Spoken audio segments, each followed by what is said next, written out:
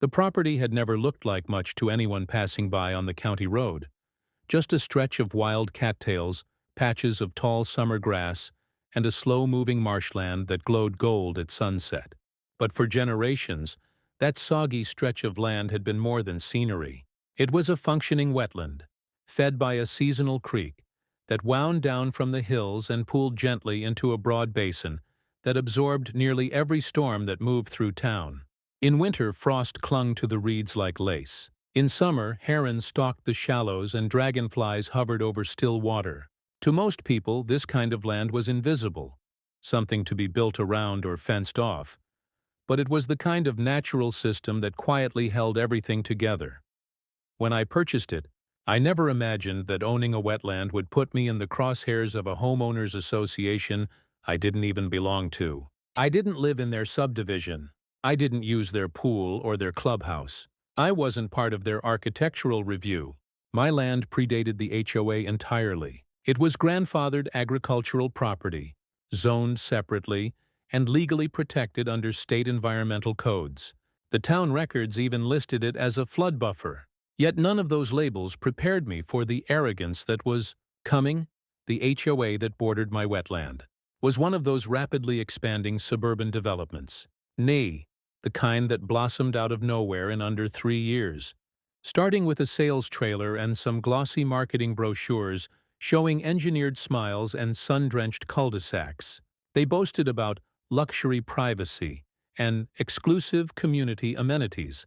But the homes were jammed together on tiny lots, each one dependent on the landscape around it functioning just right. They didn't see the wetland as function. They saw it as unused acreage. And in their minds, unused acreage was ripe for improvement. In the beginning, I only heard rumors. Talk about future routing and potential connectivity.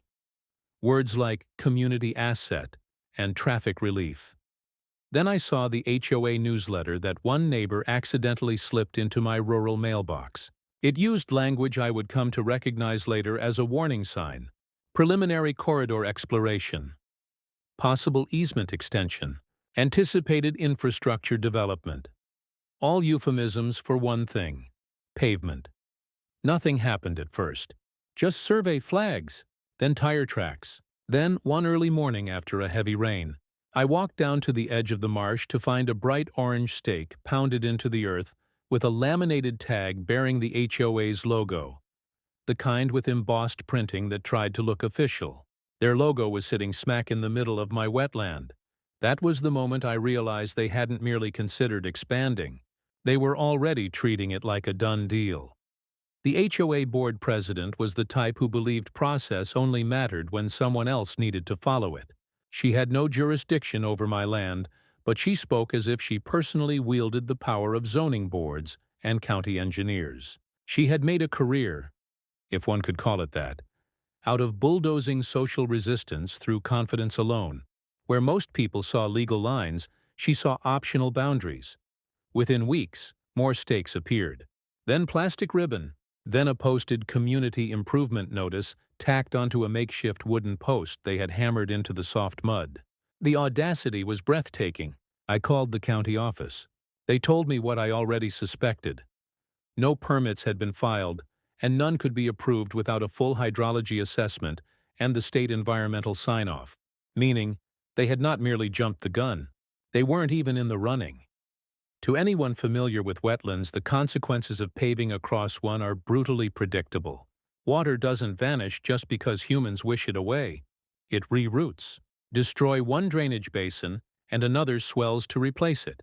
Push a floodplain out of the way, and it simply moves somewhere else, usually somewhere humans prefer it not to go. There was a reason the original planning map for the region left the marsh untouched. The marsh prevented all the flooding the HOA desperately wished to remain ignorant of. But the HOA didn't care.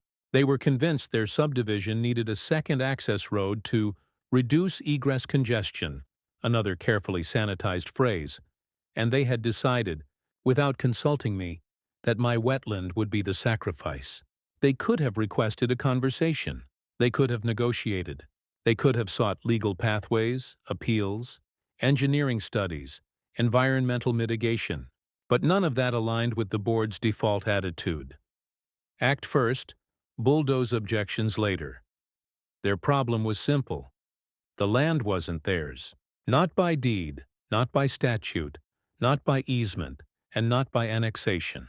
And the only force holding them back from the bulldozers, apparently, was my persistence. I started documenting everything. Photographs of tire tracks, timestamps of workers stepping foot beyond their property line, county emails confirming no filings existed, not because I anticipated a legal fight, but because I knew people like this only respected friction when it became expensive. They had built an empire on procedural intimidation, letters, citations, rules, but those tricks only work on people trapped under HOA jurisdiction. I was not. Still, entitlement is a powerful drug. And nothing enrages entitled people more than being told they cannot take what they already consider theirs. It escalated the day I returned from a business trip to find construction cones lining the edge of my property. They had laid gravel, not just exploratory gravel, graded, compacted gravel, the foundation layer of a roadbed. What stunned me was the absolute confidence. No permit, no engineering, no legal right, yet there it was. The opening scar of an unapproved roadway, creeping toward the marsh like a slow infection. The arrogance wasn't careless, it was intentional. They were betting on momentum. They assumed that if they built quickly enough, retroactive approval would follow. They genuinely believed that once the road existed, no authority would force its removal. But wetlands don't negotiate. They don't bend to optimism or political leverage or suburban wishful thinking. They wait, they absorb, they remember. At the time I still believed logic would rein them in before nature did. I still assumed the county would intervene, that paperwork would matter, that consequences would land early enough to prevent disaster. I didn't realize then that the road was merely the beginning, a prelude to a catastrophe that would later arrive in biblical proportion. Because that gravel path wasn't just a trespass. It wasn't even just vandalism. It was the first tear in the natural system that had held back every storm for a century. They weren't carving a shortcut through land. They were chiseling open a flood channel, and the water, patient as always, was waiting for the moment it would reclaim what human arrogance had stolen. The day the first excavator arrived was the day the point of no return quietly passed, unnoticed by the people who believed they were building progress. The land, however, noticed, and it was already preparing its response. The machinery did not arrive all at once. It came in parts, like a creeping occupation, piece by piece, until suddenly the landscape had changed without a single official announcement. At first there was only the excavator, parked smugly at the boundary line like a threat left overnight, its bucket raised as if daring anyone to intervene. Then came a skid steer, and after that a roll-off dumpster, and then a flatbed of culvert tube sections that made my stomach drop the moment I saw them. Culverts meant storm routing. Storm routing meant they intended to choke the wetland's water flow and redirect it through a buried pipe. Pipes meant speed. Speed meant they wanted a road before anyone could stop them. What shocked me most wasn't the speed of construction. It was the speed at which the HOA had convinced itself that this was simply theirs to take. They treated the land as if it had already been annexed, as if possession was merely a formality they hadn't gotten around to signing yet. Every day they pushed a little deeper. A few more feet of gravel, a little more grading, another length of fabric liner. Each step designed to look incremental enough that no single moment appeared like the moment the harm became irreversible. But strung together, it formed a clear through line.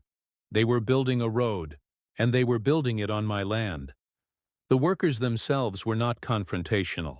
They were quiet, transactional, paid by someone else to do work they likely assumed had already cleared the necessary permissions. They didn't ask questions because they didn't want answers. People rarely do when their paycheck depends on not knowing. They laid out foundation stone like they were frosting a cake someone else had already approved. Contractors seldom care what land they stand on. They only care whether the check clears. Behind them, though, stood the board, a handful of suburban politicos who had grown too used to getting their way through intimidation, disguised as procedure. They had drawn a straight line from their subdivision to the county loop road, and once the line existed in their minds, they believed nature and ownership were technicalities to be worked around later. Every afternoon, new tire treads scarred the soil that had once acted like a sponge. Each new depression was another wound that weakened the land's ability to absorb stormwater. I watched as the lowest part of the marsh began to dry at the wrong time of year. Not because the ecosystem was collapsing, but because the grading work had shaved off part of one of the feeder channels. They had already altered the hydrology without realizing it. That is always the first domino. Shift the way water moves, and everything else begins to unravel. I notified the county again, then the state environmental office, then the water resource district. Everyone was polite. Everyone acknowledged the violation. Everyone promised to escalate the matter.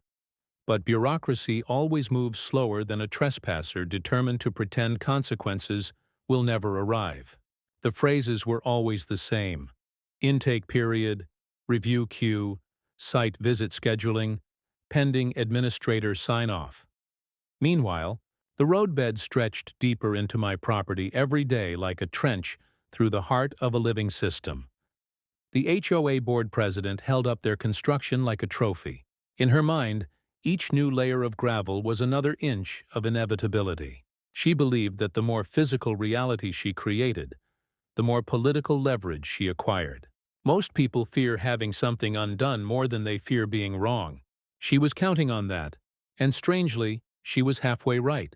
Officials hate dismantling something already built, even illegally, more than they hate approving something controversial. Bulldozers and asphalt create a psychological momentum that paper pushers hate reversing. She was gambling on inevitability, not correctness. That is the oldest suburban tactic in the book. Build boldly, apologize faintly, never undo anything. The turning point came the day I discovered survey paint on stones nearly 30 feet deeper than before. Someone had marked off the path of what would become a bridge over the narrower channel. Not a driveway, not an access spur, but a full traffic corridor. This wasn't about convenience anymore. It was infrastructure. They were building a miniature highway, no detention pond, no runoff basin, no mitigation plan, just a raised platform of compacted aggregate slicing across a regulated watershed, as if erosion laws were folklore. It was a storm event waiting to happen, the kind where the water doesn't simply pool, but surges. Wetlands don't disappear when you bury them. They migrate. They reassert themselves elsewhere, often violently. The floodplain chooses its own replacement territory when its original escape route is smothered. And yet, from the HOA's perspective, the wetland had always been unused space, a void to be filled rather than a system to be respected. They saw aesthetics, not function. They saw muddiness, not engineering. They saw waste, not water storage. They were trying to domesticate something that was never meant to conform to suburbia's idea of Polish. The first heavy rain of that season revealed the early consequences. Water pooled against the half-finished roadbed where it had once drained effortlessly into the marsh's interior channels. The temporary grading created a shallow dam effect. It was small, subtle, the kind of pooling that would escape the notice of anyone who hadn't grown up watching landscapes breathe. I stood at the northern edge of the marsh during that storm and saw it. The shift, the hesitation in the land's breath, as though the wetland was already becoming a trapped lung. When a wetland cannot exhale water back downstream, it only has one other option. It rises. The HOA didn't notice at all. Their board was too busy producing newsletter blurbs about infrastructure improvement and anticipated phase completion dates. One section even praised the project for maximizing community mobility. No mention of the landowner. No mention of jurisdictional boundaries. Not a single acknowledgement that they were building across property lines or ecologically protected soil. The marsh, meanwhile, absorbed the storm like it always had. But it strained that time, forced around a blockage that had never been part of its natural design. It is astonishing how fast hubris compounds. By the end of that month, they had extended the gravel roadbed halfway across the wetland, balancing it like a spine atop the soft ground. It was a monument to certainty, the confidence of people who have never had nature push back. I knew the breaking point was coming, not a legal one, a physical one. The moment when water and gravity would intersect with arrogance in the only way such conflicts can end. The land was patient, but patience in nature is not gentle. It is calculation on a longer timeline, and storm season had only just begun. The construction picked up pace in a way that suggested someone behind closed doors had grown impatient. Additional crews appeared, heavier machinery rolled in, and the swamp-quiet mornings that once defined the wetland were broken by the constant rattle of compactors and diesel engines. The HOA board must have sensed brewing scrutiny, because their tactic shifted from slow encroachment to blitz building. Finish first, justify later. Gravel turned to packed base. Drainage fabric turned to framing. Culverts were lifted into place to barricade the water beneath, as if a 2-foot-wide concrete pipe could possibly replicate an entire marsh's breathing system. The installers spoke in cubic yards and traffic load ratings, never in watershed capacity or riparian continuity. They were solving a problem that didn't exist while creating one they were too incurious to foresee. But nature keeps score. Not loudly, not immediately. Nature is not theatrical. It is methodical. The wetland did not fight them head-on. Instead, it began quietly rerouting itself. The first hint came in the form of seepage along the far tree line, groundwater rising where it had never risen before, pooling in shallow depressions beneath the cottonwoods. A small ribbon-shaped channel began to cut itself through leaf litter where no visible stream had once flowed. It was a warning written in water lines. The marsh was no longer feeding inward. It was leaking outward. The erosion inspector from the county left me a voicemail, confirming there would be a site visit. But the optimism in that phrasing couldn't erase the reality I already saw with my own eyes. By the time institutions became aware of damage, the system would already be in collapse. This was the cycle the HOA didn't understand. Build over a wetland, and you do not erase water movement, you only redirect it. Water always remembers where it used to go. If blocked, it does not politely vanish. It reacquires its escape path with brute persistence. And the more obstacles placed in its way, the more pressure it accumulates before rupture. The crews worked like they were racing a clock, and in a way they were, but not the clock they believed in. Not a construction timeline, a seasonal one. Spring storms loomed, and wetlands recharge during storms the way reservoirs do behind dams. You can pretend a marsh is docile while it's empty, but once rain returns, the wetland becomes the sum of every storm it has ever stored. The HOA acted as if weather patterns were a nuisance rather than a warning. Their project manager wore the expression of someone inconvenienced by moisture rather than someone humbled by it. A place that had spent a century as a valley-scale sponge was being forcibly reshaped into a bottleneck, and all bottlenecks eventually burst. By late spring, the roadbed reached the midpoint of the basin. They had pushed steel mesh and stabilization aggregate into the deepest section, trying to raise the surface high enough to prevent sinking. The result was a rigid, elevated scar that cut the wetland into two unequal halves. One side still functioned like a wetland. The other was suffocating, starved of flow. The wildlife felt it first. Frogs abandoned spawning pools that no longer connected to their shelters. Marsh birds circled and veered away, disoriented by the barriers severing their territory. Even the reeds themselves showed distress, browned tips where water once flowed freely. Living systems do not go silent gently. They weaken, then vanish. But the HOA called it progress. When the first letters from environmental regulators finally arrived, warning notices, requests for clarification, inquiries about permitting, they were met with procedural feigned ignorance. The HOA claimed confusion. They claimed reliance on initial advisement that supposedly suggested easement rights existed. They claimed everything except responsibility. It was strategy by delay. If they could stall long enough, the road would be too far gone to dismantle. 3 more weeks passed before county staff scheduled a site walk. 3 more weeks for grading. 3 more weeks for compaction. 3 more weeks for structural layering. They were turning an ecological throat into a choke point, but water was already adjusting. The seepage became pooling. The pooling became a channel. A secondary watercourse, thin but deep, began carving its own path around the embankment, tracing the edge of the forest, cutting through clay that had not seen open air in decades.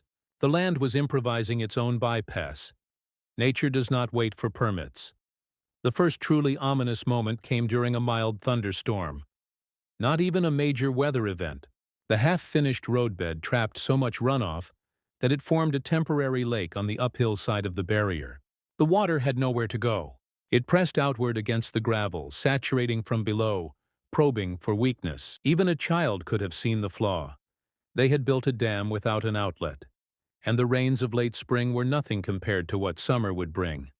Somewhere in the HOA clubhouse, spreadsheets and progress reports were still being updated, congratulating the board on another successful phase milestone. They were measuring success in linear feet and compaction density.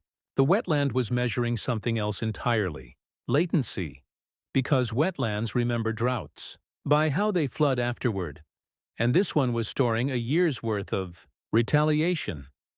I walked the perimeter every evening and watched the land shift like a creature inhaling before a long exhalation. The air grew thicker, wetter, more metallic near the roadbed's base as groundwater levels rose to the surface. The soil underfoot began to tremble faintly with each passing rain, saturated beyond its tolerance. A basin that had once diffused storms now behaved like a bowl. When the storm season changed from spring to early summer, the difference would not be a gentle transition. It would be a release. The HOA believed themselves to be in the final stretch of construction. They had no idea they were also in the prelude to collapse. And by the time they realized it, they would be learning from the one teacher that offers no extensions and accepts no excuses. A flood. Storm season did not arrive with spectacle. It slipped in quietly, with a sky that thickened day by day until the air felt heavy enough to ring if struck. The first real rainfall came not as a downpour, but as an unbroken curtain. A slow, soaking rain that lasted 72 hours without interruption. It was not the kind of storm that grabs headlines. It was the kind that fills the underground reservoirs, primes the soil, and lifts the sleeping pulse of floodplains. What followed was not sudden, but cumulative. The storage phase before the reckoning. The HOA seemed pleased by the rain at first. They believed it tested the drainage. They mistook surface behavior for hydrologic capacity. What it actually tested was the threshold beyond which trapped systems begin to boil upward. The half-finished roadbed was now a ridge, a raised barrier that blocked the natural migration of stormwater back toward the interior of the wetland. Water that once flowed horizontally through reeds now slammed vertically against compacted gravel. With nowhere left to dissipate, it began tunneling downward, liquefying the soil beneath the engineered surface. What looked finished on top was already eroding from below. With every passing day of rain, the detours in water flow grew stronger, carving their own logic into the landscape. The bypass stream along the tree line deepened into a channel. The shallow pockets of seepage became ponds. The earth remembered what it had been before development, not infrastructure, but river delta. Returning to form was not an act of destruction. It was an act of restoration. Nature reasserts itself the moment humans remove enough friction. But the HOA never saw it. They could not see risk unless risk roared. The first incident that should have alarmed them arrived as a minor washout. On a Tuesday morning, about 2 feet of aggregate disappeared overnight from the upstream side of the roadbed where the water pressure had been greatest. The project contractor chalked it up to saturation shift and ordered more fill. It wasn't a shift. It was undermining. But repairing a symptom is always easier than acknowledging a mistake. By then, the regulators were circling. The county inspector walked the site with a clipboard, boots sinking into the spongy ground with every step. He didn't need scientific instruments to see the truth. The land was drowning behind a man-made cork. He took photos. He took readings. He took notes in silence while watching water pool against a structure that had no legal authority to exist. The HOA board president remained convinced the answer was Documentation delay, not ecological failure. Where she saw a permitting issue, the land saw a containment breach. They were speaking two different languages, neither aware of the other's grammar. Bureaucracy was a dictionary. Hydrology was a verdict. The second rain system, the one that followed only a week later, marked the turning point. Unlike the first, this one arrived with wind. Sheets of water slammed the ground faster than it could absorb. The wetlands filled like a lung in a single inhale. The bypass channel became a rushing flow. The trees at the seam line between marsh and forest stood in ankle-deep water, then knee-deep, then waist-deep pools in less than a day. All of this would have been harmless, a marsh expanding the way marshes always do, if the central basin had still been open. But the roadbed blocked the flex point, trapping water behind it like a dam with no spillway. Hydrostatic pressure climbed not gently but geometrically. For every inch of road elevation, the water had to rise higher to overcome it. Higher water meant deeper saturation. Deeper saturation meant soil shear. Soil shear is nature's way of preparing to undo anything built on arrogance. The HOA still celebrated milestones in their newsletter. Phrases like subgrade stabilization and final access shaping appeared alongside smiling committee headshots. To anyone reading, the project appeared near completion. To anyone standing on the land, the project was already under structural assault. By early summer, the saturation was constant. The upstream half of the wetland behaved like an unvented basin, a water body straining against the limits of its stolen territory. The ground shuddered when stepped on. The grass no longer bent gently beneath rain. It lay flat.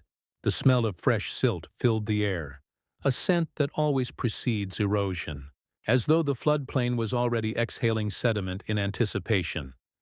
The government's patience thinned at the same rate nature's pressure grew. Official letters stopped using words like clarification and began using words like violation and remediation order. The HOA board responded not with compliance, but with stalling, legal posturing, drafting statements, repeated references to miscommunication. They believed the worst consequence would be a fine. They still had not calculated the scale of the force building only yards away. What no HOA committee understood, what they had never bothered to consider, was the lag effect of wetlands. Damage is never immediate. Wetlands absorb first. They swell second. They fail last, and when they fail, they do it all at once. What looked stable from the surface was merely a container waiting to breach. The third storm was the one that tipped everything out of balance. It didn't arrive slowly. It arrived as a wall, a direct atmospheric river, a rare collision of warm moisture and stalled pressure systems that drenched 5 counties in less than 48 hours. The kind of storm meteorologists later label historic because data doesn't have a better word for catastrophic inevitability. The already saturated basin had no buffer left, no absorption, no margin. The wetlands were at full volume before the storm even hit peak intensity. The water rose until it lapped at the edge of the roadbed. Then it climbed. Then it pressed. The gravel trembled. The subgrade heaved.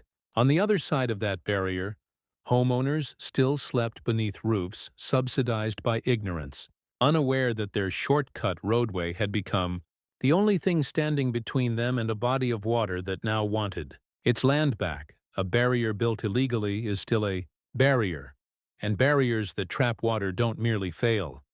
They explode. By the third night of the storm, the wetland was no longer holding water. It was loading it, storing force the way a bowstring stores tension. The break was coming, not eventually, not hypothetically, imminently. The first signs of failure were silent, a soft groan from below the surface rather than a dramatic crack. The saturated ground shifted not like dirt, but like a living membrane stretched beyond its threshold. What the HOA mistook for a stable embankment was effectively a swollen dam with no core support, held together by friction alone. Pack enough pressure behind friction, and it stops being resistance and starts becoming a detonation fuse. By the dawn of the third day of flooding, the water no longer lapped politely at the base of the unauthorized road. It leaned on it. A whole wetland's worth of displaced force bore down on a structure designed for light subdivision traffic, but built on top of a buried lung. The illusion of permanence gave way to the physics of saturation. Gravel became slurry, foundations became slush, and a wall that had never been engineered for hydraulic resistance began to bow outward under a rising inland sea. The first outward collapse was small, the size of a sinkhole's mouth. A compacted section of the roadway dropped several inches, swallowed downward by liquefied soil. It was the kind of failure that a maintenance crew might have chalked up to erosion, patchable with another load of aggregate. But hydrology is exponential, not linear. The moment the roadbed cracked, the pressure that had been smothered beneath it found an exit. Not fast enough to relieve the entire basin, but fast enough to widen the wound. A roaring undertow formed beneath the compromised section, pulling gravel downward in a steady siphon. To anyone unfamiliar with watershed collapse, the surface still looked like a roadway. But to anyone who understood what lies beneath wetlands, layers of peat, organic sponge soil, and braided subsurface channels, that widening fracture was not a construction flaw. It was a countdown. By mid-morning, the small breach had become a widening cavity. Each stone that fell made room for another surge of water to chew deeper through the embankment's base. The road had become a plug, and now it was being hollowed from beneath by the very force it sought to restrain. The water was no longer waiting to reclaim its passage. It was tunneling back to it. The damming effect had transformed the wetland into an unintentional retention lake, and every hour added two new problems. The volume behind the barrier increased, and the structural core beneath the roadbed decreased. Geometry does not negotiate. With every inch of water elevation came another foot-pound of lateral stress. The wetland was now pushing not merely outward, but upward, lifting and cracking the engineered fill like a lid that had been clamped over a boiling pot. Then came the inflection point. The moment pressure overtook friction. The upstream side of the roadway surged with enough velocity to buckle the cross-section of the fill. The road surface didn't crumble piece by piece. It sheared like torn fabric, ripped apart by an invisible fist. The sound, when it finally came, was not like rockfall. It was like thunder rising from beneath the earth. Once the cap broke, everything broke. Water did not trickle through. It exploded outward in a violent breach. A wall of pent-up floodwater punched through the embankment with the force of a body finally exhaling after being held underwater. The discharge was instantaneous and devastating. The entire upstream pool rushed forward in a surge that folded the roadbed in half like it was paper, peeling it downstream as the wetland reclaimed its old channel. All the engineered fabric meant to stabilize the surface became streamers trailing down a torrent of mud and stone. The culverts the HOA thought would control the flow were ripped out like spare ribs. Reeds torn loose by the force braided themselves into debris clusters that struck the remaining gravel like battering rams. Everything they had built was now fuel for the collapse, converting structure into ammunition for destruction, and the direction of the flood was unmerciful. The HOA subdivision sat slightly downhill from the breach. The very road intended to give them faster access became the delivery chute for a rolling wall of brown water thick with silt, root systems, and broken infrastructure. Through every lot, backyard, and foundation seam, the redirected wetland poured, vengeance without hesitation or pause. Nature was not merely reclaiming land, it was correcting the ledger. The first homes that flooded were the ones nearest the stolen corridor, those who had once praised the impending convenience of the new road. Their basements filled first, then their ground floors. French drains that once whispered collected water backwards now became open wounds pouring water inward. Decorative retaining walls shattered like sandcastles. Backyard fencing peeled off posts and became floating wreckage carried by the surge. Once water finds gradient, it follows it without mercy. Driveways became spillways. Lawns became riverbeds. Vehicles bobbed in place as if they weighed nothing at all. Patio furniture tangled in whirlpools at cul-de-sac centers. Everything not anchored became debris. Everything anchored eventually tore loose and became debris as well. From above, the scene would have looked less like a flood and more like a natural system repossessing stolen arteries.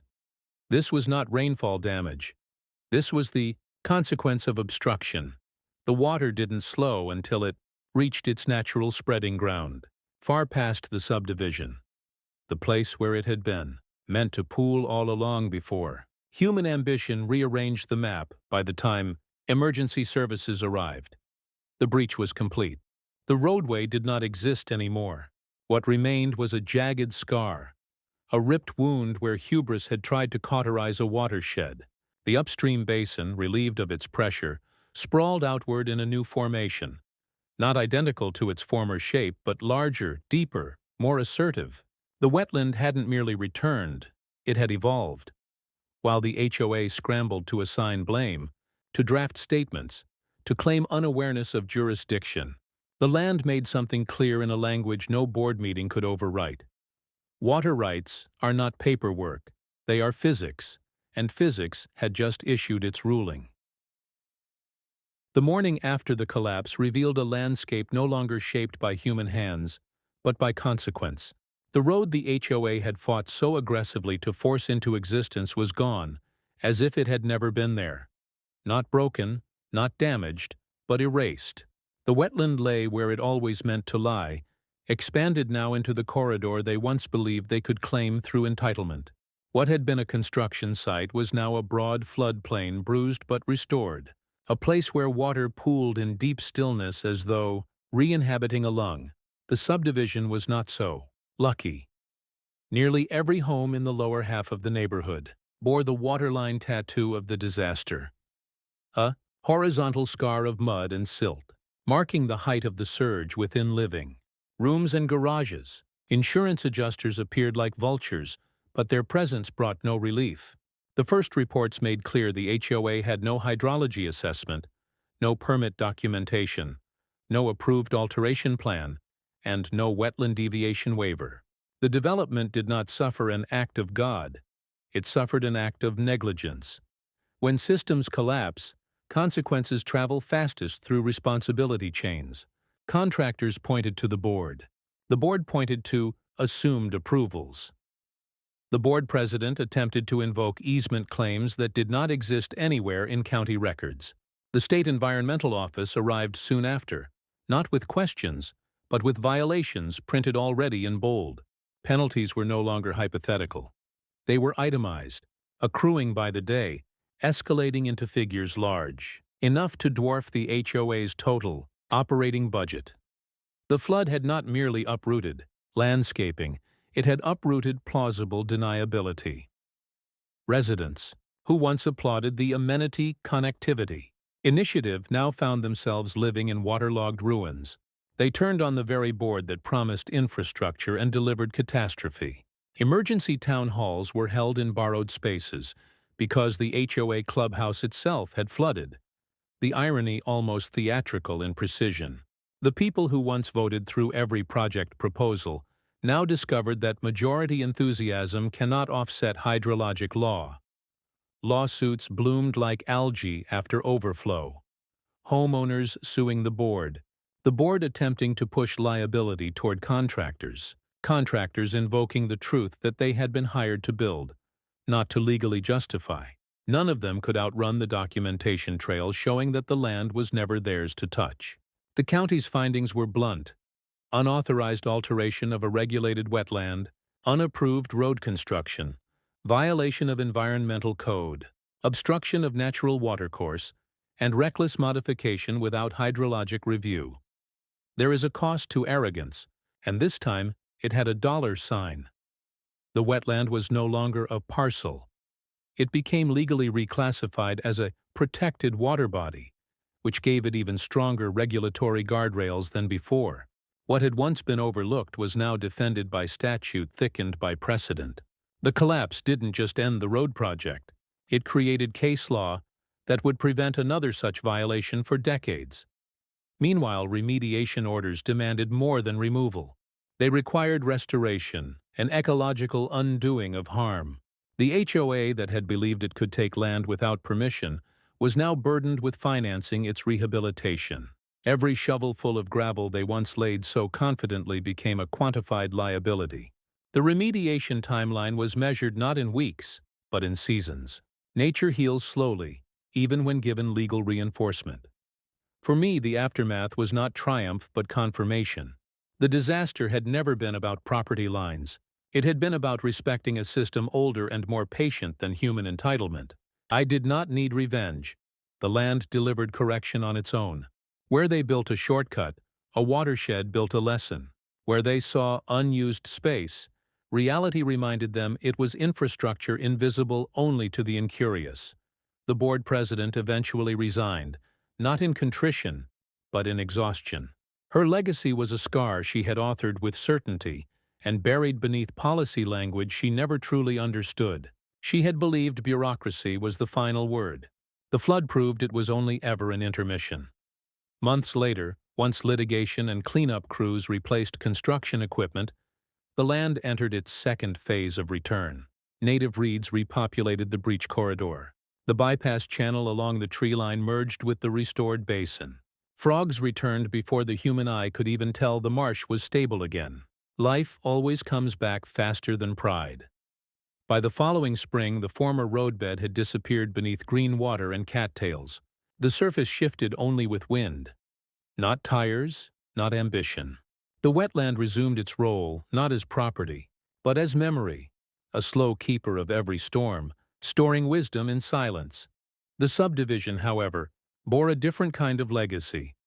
Higher flood insurance premiums, rebuilding restrictions, and a permanent marker in county planning records listing the incident as a preventable disaster. Where brochures once promised convenience, paperwork now documented hydrologic negligence. In the end, the HOA never lost a road. They lost the illusion that nature is negotiable. No board vote could repave what had been reclaimed. No petition could expel a law older than zoning. Wetlands are not emptiness awaiting purpose. They are purpose disguised as emptiness. Guardians that work best when unacknowledged, punishing only when forgotten. The land does not litigate. The land does not debate. The land waits, and when arrogance digs deep enough, the water always comes back to collect.